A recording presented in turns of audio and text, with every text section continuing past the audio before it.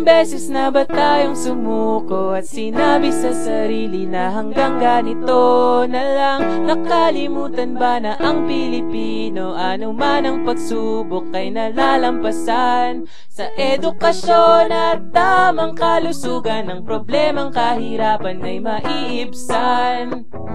Kayang-kaya mo yan, sama-samang tatawid tungo sa bagong bukas. Magkahawak kamay, tatahakin ang daan tungo sa kaunlaran.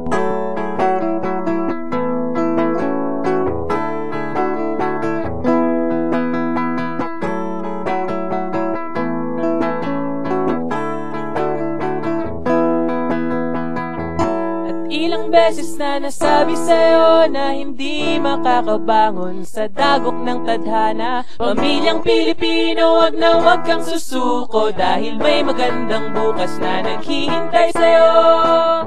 Kayang-kaya mo yan, sama-samang tatawid tungo sa bagong bukas.